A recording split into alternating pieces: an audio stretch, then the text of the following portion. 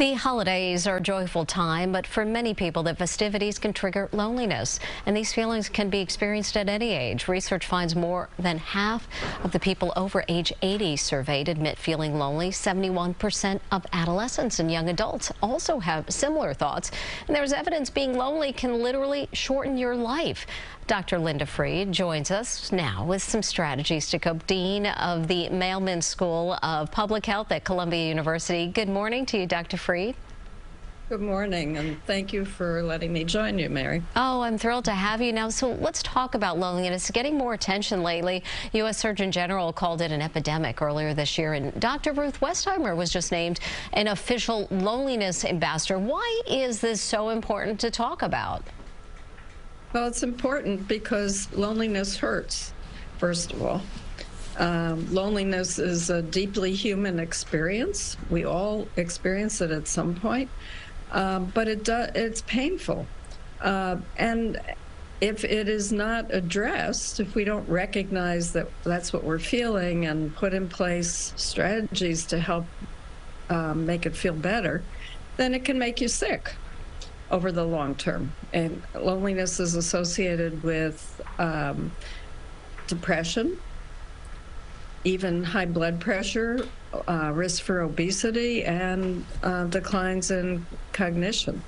But it also is like having smoked 15 cigarettes a day for a long period of time if you stay chronically lonely. And why are the holidays such a vulnerable time? Holidays are hard because they're associated with being together with people who are meaningful to you. And loneliness is a manifestation that you're not engaged in relationships that meet your needs. And the desires for celebration and gathering during a holiday season bring out those feelings and make one more sensitive to them as well. There are some strategies to ease feelings of isolation, and one of them is make a resolution to volunteer, to connect with others. Also, open your door to others who will also be alone. Isn't that easy? It's easier said than done when so many people find it hard to reach out, especially as adults. You had some other ideas to help people connect as well. I think the first thing you need to do is recognize the feeling. Loneliness, the feeling of loneliness is like being hungry. If you're hungry, that's your body's way of telling you need to eat something.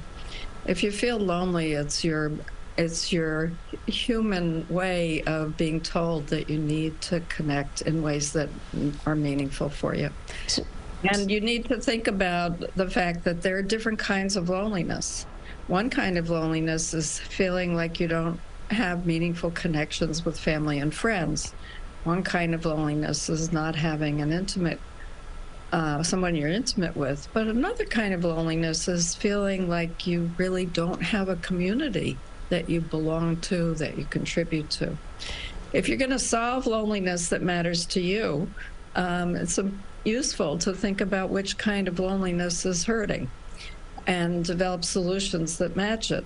Certainly, for a desire to have meaningful connections with other people and to make a difference and feel like you have a place in the community, finding a place to volunteer, as Mary just said, is really satisfying. People report that it is a great way to make friends and to feel like you have value, because you do. But there are other approaches, too. If you feel disconnected to people who you care about, then call them up, arrange for a video call or a FaceTime call, or invite them over for a cup of coffee.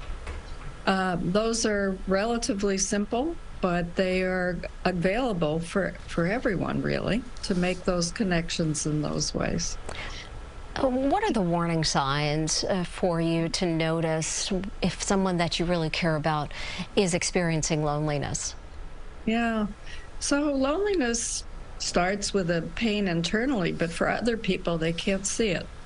So seeing people who are feeling isolated or feeling like when they get together, the interactions are not satisfying.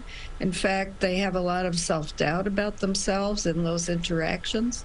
Those are signs of loneliness. People who have difficulty connecting with others often are people who have been lonely for a long time. And people who are feeling sad because they have no close friends also are people who may well have been lonely for a long time.